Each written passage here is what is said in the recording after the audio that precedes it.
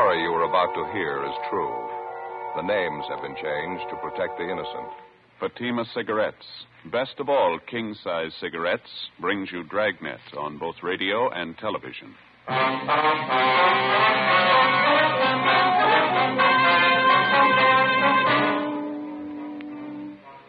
You're a detective sergeant. You're assigned to robbery detail. 2 convicts escaped from the state penitentiary. They're heading for your city. They're armed. They've boasted they won't be taken alive. Your job? Get them. In Fatima, the difference is quality. Yes, in Fatima, the difference is quality. Prove it yourself today. Compare Fatima with any other king-size cigarette. 1. Fatima's length filters the smoke 85 millimeters for your protection. 2. Fatima's length cools the smoke for your protection. 3. Fatima's length gives you those extra puffs, 21% longer than standard cigarette size. And in Fatima, you get an extra mild and soothing smoke, plus the added protection of Fatima quality. Definitely the best quality in its class, but the same price as the cigarette you're now smoking. Buy Fatima in the bright, sunny yellow pack. Best of all, king-size cigarettes.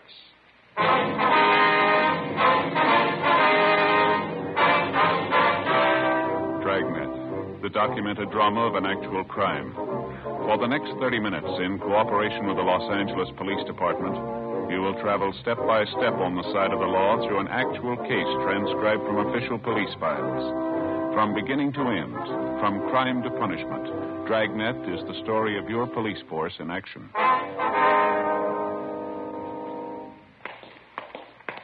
It was Wednesday, October 6th. It was cloudy in Los Angeles. We were working a day watch out of robbery detail. My partner's Ed Jacobs. The boss is Captain Didion. My name's Friday. We were on the way out from the office, and it was 2:40 p.m. when we got to Kesterson Boulevard. Number 1256. Sounds like she's having a party, huh? Yeah, try it again, huh? Maybe they can't hear it inside. Mm-hmm. Yes? Police officers, ma'am. You Ruth Thompson? Yes, that's right. What is it? Well, my name's Friday. This is my partner, Sergeant Jacobs, Central Robbery. We'd like to talk to you a few minutes if we could. Well, I have a party going on right now. A few of my friends are over. What'd you want, Sergeant? About an Andy Powell, Miss Thompson. I understand you know him. I did know him, yes. I haven't seen him for a long time, 3 or 4 years anyway. Mind if we ask a few questions about him? It won't take long. All right. Come in, please. Thank you. We're sorry to disturb you, ma'am. It's pretty important or we wouldn't hold you up. Oh, it's all right. Down the hall here. All right. We can talk in the kitchen if you don't mind. It's my girlfriend's birthday today. Thought it'd be nice to have a little party for her. Oh, I see. Chair there, if you like. Oh, here, let me wipe it off.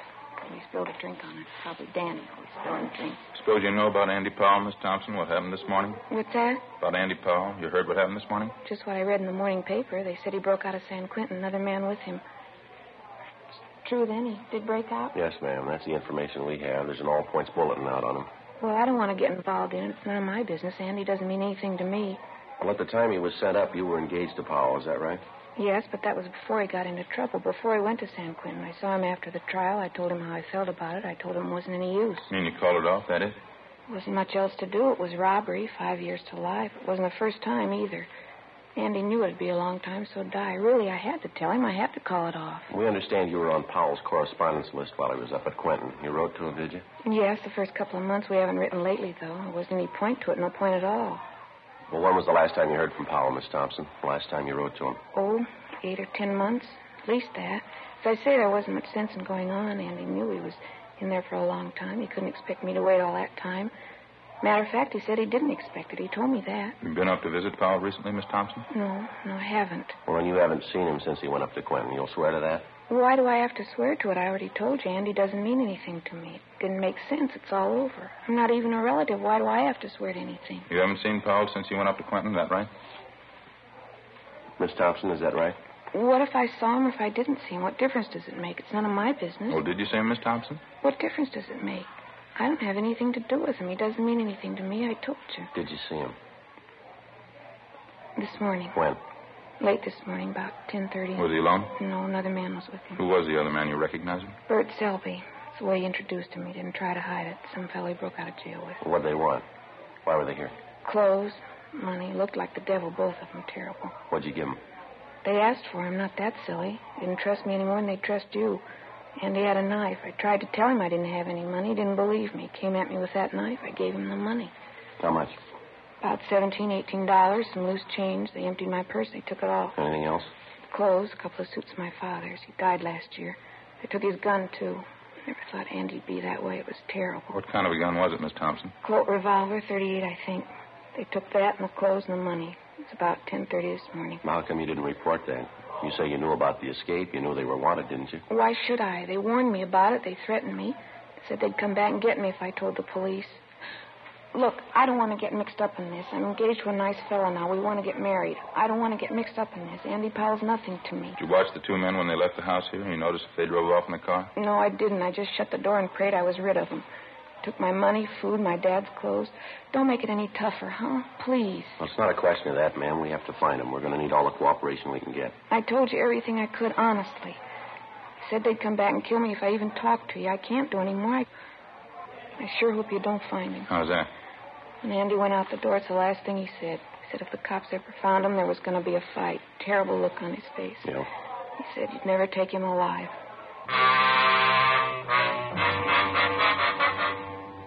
The APB had come in a few minutes before 8 o'clock that morning. It was from the warden's office, San Quentin.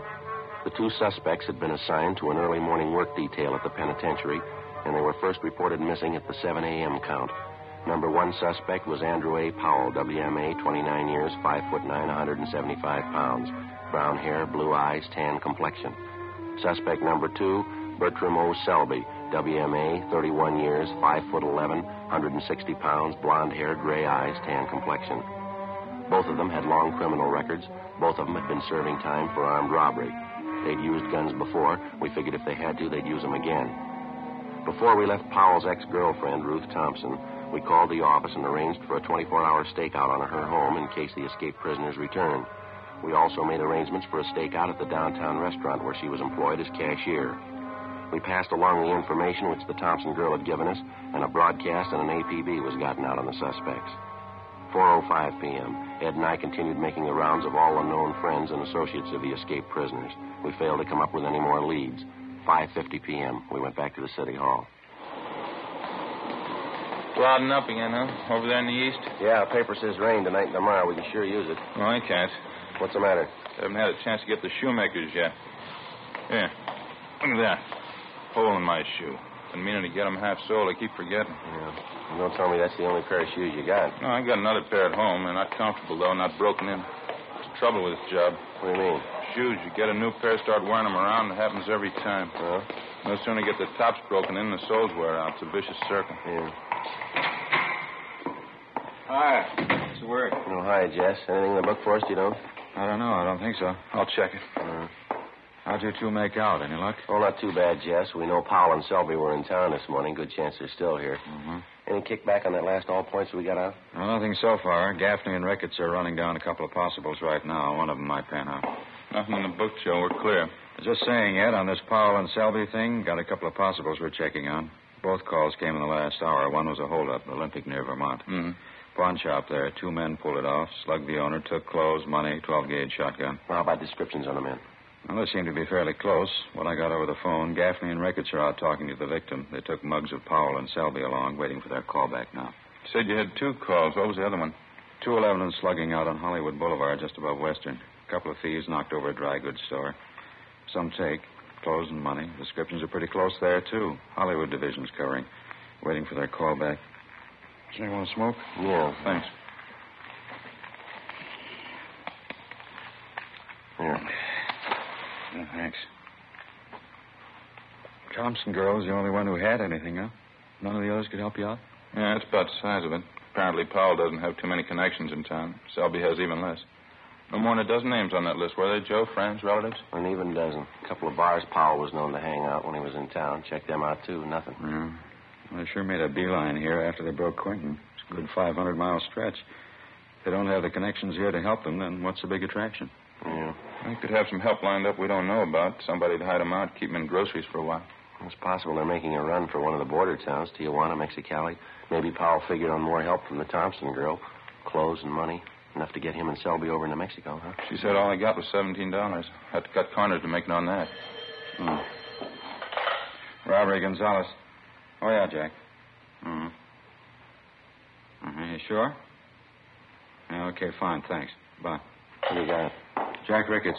He and Gaffney just finished talking to the owner of the pawn shop that was held up, the one on Olympic. Yeah. They gave him a handful of mug shots to check. He tabbed two of them, Powell and Selby. 6:30 p.m. A supplementary broadcast and an APB was gotten out on the two suspects, and the Record Bureau's photocopy room turned out 2,000 copies of Powell's and Selby's mugshot for distribution. At 9 p.m., a theater on Western Avenue was robbed of $192. Powell and Selby were again identified as the holdup men. The robbery victim, the manager of the theater, said that both men were armed, one with a .38 revolver, the other with a sawed-off shotgun. Neither the manager nor the two witnesses were able to tell us how the thieves got away from the scene of the crime, if they were on foot or if they had a car. 11:20 p.m. A hotshot call came through on a holdup at a liquor store and delicatessen down on South Central Avenue. For the third time that night, Powell and Selby were identified from their mugshots as the holdup men. They'd used the same weapons, the revolver that they'd taken from the Thompson girls' home, and the shotgun that they picked up in the robbery of the Olympic Boulevard pawn shop. Again, the victims were unable to tell us how the suspects got away, whether on foot or by car. Midnight, 1 a.m. There were still no replies to supplementary broadcasts and bulletins which had been gotten out. 1:25 a.m. Another hotshot call came through, this time on a holdup and a slugging at the 2050 Room, a small nightclub on West 9th Street. Ed and I handled the call. For the fourth time, the bandits were identified as Powell and Selby, and for the fourth time, they'd made good their escape. We interviewed the manager of the 2050 Room, a Herman Saunders. Quite a few people in here at the time of the holdup, Mr. Saunders? Yeah, good for Thursday night, 30 or 40 anyway. We sure left in a hurry.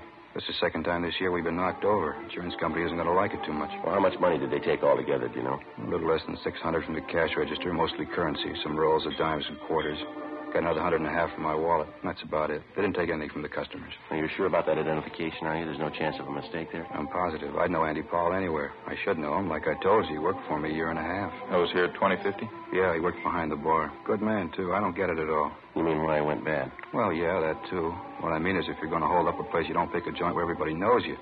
I spotted Andy as soon as I saw him at the bar. So did a couple of the waiters. He wasn't wearing any kind of a mask? He didn't make any attempt to disguise himself? No, stood there big as life, him and this other fella. Didn't waste any time either. They pulled the guns, lined up everybody in the place, and stood them against that wall over there. Real Wild West style. Took over the whole place.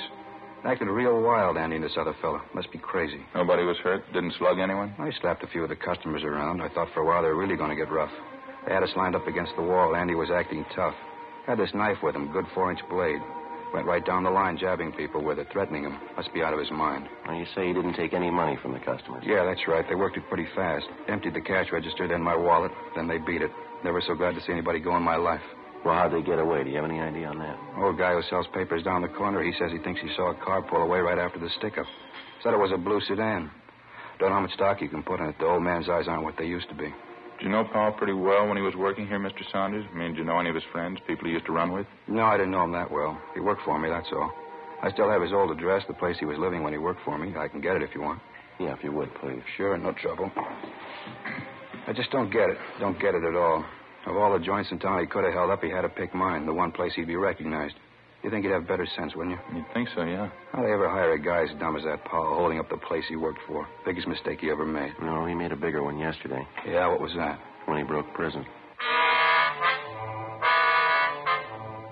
2:05 a.m. Further investigation at the scene of the latest holdup failed to turn up any new leads. While Ed and I checked on Powell's former address, which we'd gotten from the owner of the 2050 Room, Gonzalez, Ricketts, and Gaffney continued checking the immediate neighborhood. In addition, a special detail from Metro Division was sent in to cover the entire area. The suspect's former address turned out to be a rooming house up on West Temple Street. The landlady remembered Andy Powell, but she had no forwarding address on him, and she could tell us nothing about his former friends and associates. We checked back with Gonzalez, Ricketts, and Gaffney, and they told us that besides the old newspaper vendor, the counterman at the coffee shop near the 2050 Room had also spotted a blue sedan leaving the vicinity of the nightclub shortly after the holdup. He was able to give them the make, the model, and a partial license number. A supplementary all points had been gotten out on it immediately, and the information relayed to DMV and auto theft detail. 3:10 a.m. Ed and I completed our assignment in the investigation and went back to the office to check for instructions from Captain Didion. Can't see how we'd be much use out on the street the way things stand now, can you? No, I don't. Everything's covered I can think of. Supplementary all points is out. Detail from Metro's working in the neighborhood. It's funny, isn't it? What's that? Well, this Andy Powell going back to that place he used to work and holding it up, that doesn't make any sense at all, does it? That's for sure. Must have known somebody was going to recognize him. Couldn't have been a coincidence. Well, there's only one way I can figure it. They don't care, either one of them. They got their money now, a car. They both got guns. They're out to go as far as they can. Mm-hmm. Oh, hi, Jess. Hi. You just get back in? Yeah. Hi, Joe. Right. You as tired as you sound? Worse. Fair piece of news, though. Yeah, what's that? Powell and Selby, they just found their hideout. After 3 hours of canvassing the general downtown area, particularly in the vicinity of the last holdup, a team of men working with a special detail from Metropolitan Division interviewed a desk clerk in a small hotel on South Broadway who recognized the suspect's mugshots. The two of them had registered early the morning before under the names J.E. Dennis and Harold Thompson, both from Fresno, California. The hotel room was searched, and 2 San Quentin inmate uniforms were found stuffed under the mattress of the bed. After the room was processed for fingerprints, there was no doubt that the recent occupants were Powell and Selby. The clerk had no idea when they were supposed to return. The hotel was staked out immediately, and the citywide search for the escaped prisoners went on. The following day, Thursday, October 7th, 11:30 a.m., still no sign of the suspects, no further reports or leads as to their whereabouts. The search went on. Ed and I signed back in at the office. 10 minutes later, a long-distance phone call came in for us. When was that, Mort? What's that? Yeah, close enough, right. We'll let you know, yeah. Bye. Mort Gear down to San Diego. Yeah, what do you want? One of the traffic officers was checking a car about 8 o'clock this morning, 586 parking. Mm-hmm.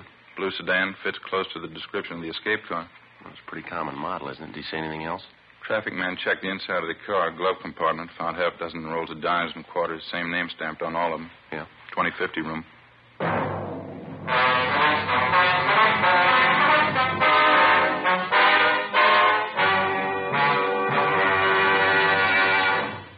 You are listening to Dragnet, authentic stories of your police force in action. Comparison proves Fatima quality. Prove Fatima quality yourself today. Compare Fatima with any other king-size cigarette. 1. Fatima's length filters the smoke 85 millimeters for your protection. 2. Fatima's length cools the smoke for your protection. 3.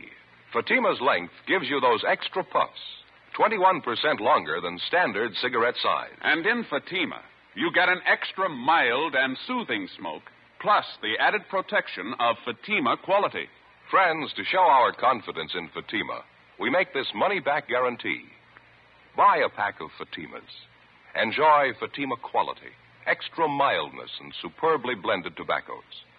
If you're not convinced Fatima is better than the king-size cigarette you're now smoking, just return the pack and the unsmoked Fatimas by August 1st, 1952, for your money back plus postage.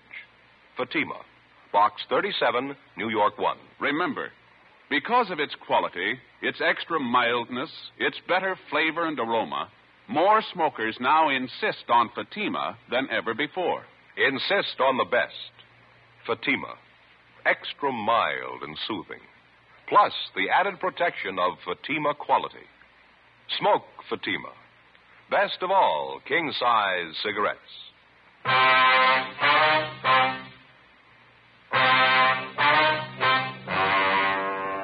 October 7th, Thursday, 1 p.m. After we got the report from Lieutenant Mort Gear that the escaped car, along with a few dollars of the stolen money, had been located in San Diego that morning, Ed and I had a meeting with Captain Didion. It was beginning to look like our first hunch was right. Powell and Selby's 24-hour campaign of holdups in the Los Angeles area had netted them a fresh change of clothes and more than enough money to live on for a while. With the locating of the escaped car in San Diego, it looked like the suspects were apparently taking the next logical step, a fast move over the international border into Mexico, a distance of less than 20 miles from San Diego. Probably they figured once over the line they had a good chance of losing themselves. 1:40 p.m. On Captain Didion's orders, Jess Gonzalez, Ed, and I got in the car and headed south for San Diego with a supply of mug shots of the escaped prisoners. We got there a few minutes after 4 p.m. We went directly to the San Diego PD, where we contacted Sergeant Tony McGuire, robbery detail. Tough week, huh? Hear they've been driving you crazy up there. Just about, Tony. 4 robberies in 24 hours, giving us a run. How about Mort Gear? He around? Yeah, he just went down the hall, Jess. Ought to be back in a minute. Why don't you fellas sit down? Yeah, Thanks very much. What's the latest, Tony? Anything since you picked up that blue sedan? No, not much. Got the car in the impound, had it dusted for prints. We made them all right, both sets. Powell and Selby. No sign of them around town? No, got it pretty well covered, too. Not a trace. Well, we're in a good spot to make it over into Mexico. Hate to disappoint you. What do you mean? We think they already made it. At 6 o'clock that night, Gonzalez, Ed, and I, together with Lieutenant Gear, Tony McGuire, and Sergeants Gayton and Schultz, drove south from San Diego to the international line. We left mug shots of Powell and Selby with the immigration officers at the entry gate. Then we drove into the town of Tijuana, contacted the local commandant of police, and he promised us full cooperation. He assigned a special detail of his men to work with us in covering the town. At 8 p.m., the block-by-block canvass of the city began. Every back alley, every bar, every restaurant, every hotel, they were all checked. The tourist attractions, the souvenir stands, the nightclubs, the High-Life Pavilion. We went straight through on it, 8 o'clock that night until 5 o'clock the next morning. All it got us was sore feet and a mediocre lead from a native taxi driver. After being shown the mug shots, he told one of the Mexican officers in the detail that about noon that day, he'd picked up 2 Americans resembling Powell and Selby and driven them to the town of Tecate, another Mexican tourist spot about 25 miles to the east. 10:30 a.m., we drove over and checked with the police at Tecate, and they told us that 2 Americans had arrived in the town that morning. He invited Jess Gonzalez to go along with the 3 of his men to the hotel where the men were supposed to be staying. Ed and I waited in the office. Hi, Jess. What do you got? Oh, not much. Went over to the hotel. The 2 men weren't there. Desk clerk says they told him they were driving out to a little village about a mile from here. Mm-hmm. Police commandant asked me to come back here and wait. Said he and his men would drive out to the village and check the men out. That seems a little funny, doesn't it? Well, he didn't invite me to come along. It's not a good idea to push him. I mean, after all, it's his jurisdiction. Yeah. We're supposed to wait here till they get back? Here. It might be him now. See, Policia? Yeah. See. About half an hour, yes, sir. All right, gracias. Goodbye, see. The commandant, he and his men found the 2 Americans. Yeah? No go. They're not Powell and Selby. Half an hour later, the police commandant of Tecate returned to the station along with his men and the 2 American tourists in question. One look at them, and we knew we'd made the trip from Tijuana for nothing. Except for their build and the color of their hair, the 2 Americans bore little or no resemblance to Powell and Selby. 2:30 p.m., we headed back for Tijuana, and we checked in with Mort Gear and the rest of the men. While we'd been gone, they'd chased down half a dozen leads, but none of them had panned out. The rest of the afternoon, we covered the racetrack at Agua Caliente and distributed mugshots of the suspects to all track police officers. The mutual windows were covered, and also the foreign book. No luck. The 6 of us took time out for a bite of supper, and we talked it over. Logically, the next place in line to cover was either the fishing town of Ensenada on the coast or the city of Mexicali further inland. We decided to try Ensenada first. 7:30 that night, we checked in at the Ensenada police station where we met with the local sub-commandant, Pedro Martinez. Like the other commandants in Tijuana and Tecate, he offered full cooperation and gave us a special detail of men to aid in the search. We gave him a supply of mugshots of the 2 convicts to distribute among his men. Here you are, sir. These are pictures of one of them, Andrew Powell. And this one here is the other man, Bert Selby. All right, thank you. Juan? See? ¿Qué es? These pictures, Juan. Criminals. They're for distribution to the men, 1 each. Sí. ¿Estos son los hombres? Sí, ¿por qué? Un momento. Sí. Excuse me, officers. Yeah, sorry. Go ahead. ¿Qué pasa? Creo que los conozco. Joe, what is it? What's got me? I don't know. See the look on his face when the chief showed him the mugshots? Oh, he's got something on his mind. Let's wait a minute. Officers, I hope you will excuse me. Yes, sir. Anything wrong? Well, my assistant, Teniente San Filippo, he says he knows the pictures of these men. Oh, how's that? He says he saw these men this morning here in Ensenada. Yeah, he's sure about that, is he? Yes, sir. He says he's sure. He says the 2 men were here last night, right here in the station. You mean your men booked them in? They committed some kind of crime? Oh, no, sir. They came in to report a crime. 8:20 p.m. On further questioning, the assistant to the Ensenada commandant of police told us that the night before, 2 men answering Powell and Selby's description had come in to file a complaint at the central police station. They charged that they'd had their pockets picked at a local bar while they were under the influence of alcohol. The two complainants, who matched Powell's and Selby's descriptions perfectly, signed themselves J.E. Dennis and Harold Thompson, both from Fresno, California, the same names and addresses that had been used by the occupants of the Southside Los Angeles hotel room where the discarded prison uniforms had been found a day and a half before. After a brief talk with the police commandant, he dispatched a special detail to go out and pick up the two men registered as Dennis and Thompson at a motel near the south end of the city. At the commandant's request, we remained at the office. 9 p.m., 9:30. The detail assigned to the job returned, but with only one of the suspects with him, Andrew Powell. While resisting arrest, the other suspect, identified as Selby, received a cut forehead and was being taken to a local clinic for treatment. The commandant briefed us on what had happened. The rooms were searched, Officer Friday. Some money was found, also 2 guns, a revolver and a shotgun. Here they are. All right, thanks very much, sir. Well, Powell, how about it? You ready to cop out? What are you talking about, cop out? What'd you guys come all the way down here for anyway? You can't touch us. What makes you think we can't? You can't, that's all. You know better. You can't arrest us down here. No jurisdiction. We didn't arrest you, Powell. The Mexican officers did. Okay, fine. Now, how do you expect to get us out of Mexico? Guess again, copper. You know you can't do it. You haven't got the right to. Maybe. You want to tell us where you have the loot? The money you took in those holdups? Why should I? Look, why don't you admit it? We got you beat. We got over the line. You can't touch us down here. I don't bet on that, mister. Commandant? Yes, sir? You want to tell him how it stands? I will see that the general in charge of the Northern District is notified in the morning of your case. He will see that you and your partner are deported. What are you trying to pull? You can't do that. You know it. It's illegal. So's robbery, Powell. Come off it. Doesn't make any difference. You can't touch us in Mexico. It's against the law. You can't touch us. A popular misconception, Mr. Powell. I'm afraid you have made a mistake. If you like, you can pass the word. How long would it be for us to receive the prisoners at the line, sir? I don't know. A long time, I think. Maybe as long as 1 o'clock tomorrow. You know you can't do this. You'll never get away with it. I know a lawyer in Tijuana. I'll get him to straighten it out. You understand, Sergeant, we can't hand these men over to you now. But if you will be at the international border at 1 o'clock tomorrow, I'm sure they'll be crossing over. You can't do this. It's illegal. You know you can't. We're going to try. Wasting your time? Why don't you admit it? You can't arrest us. We got over the line. We got you beat. You can't arrest us, and you know it. You know that, don't you? There's only one thing I know for sure, Powell. Yeah? San Quentin. You got out, and you're going back.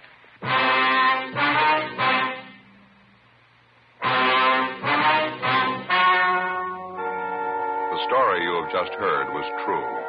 The names were changed to protect the innocent. On December 9th, trial was held in Superior Court, Department 87, City and County of Los Angeles, State of California. In a moment, the results of that trial. Now, here is our star, Jack Webb. Thank you, George Fenneman.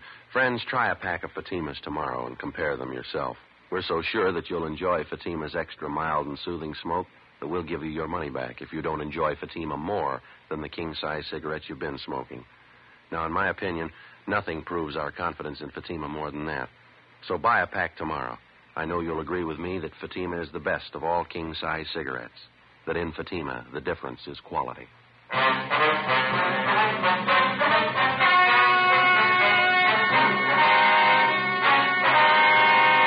Andrew Powell and Bertram Selby were deported from Mexico as undesirable aliens and turned over to U.S. authorities at the international border. They were immediately arrested by police officers on the American side and returned to Los Angeles for trial. They pled guilty to 4 counts of first-degree robbery and received sentences as prescribed by law. First-degree robbery is punishable by a prison term of from 5 years to life. After being returned to San Quentin, Powell and Selby were filed on, tried, and convicted of escape. Both of them are now serving life terms in Folsom State Penitentiary, Represa, California. For their cooperation in preparing tonight's broadcast, Dragnet wishes to thank Chief of Police Adam E. Jansen and the San Diego Police Department.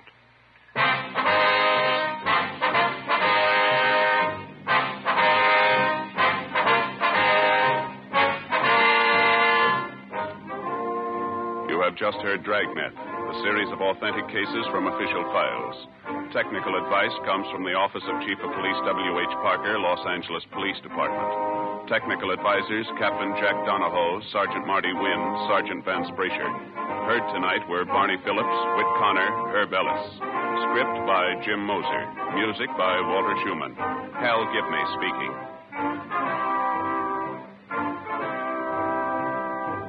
Fatima Cigarettes, best of all king-size cigarettes, has brought you Dragnet, transcribed from Los Angeles. Now it's Counter Spy on NBC.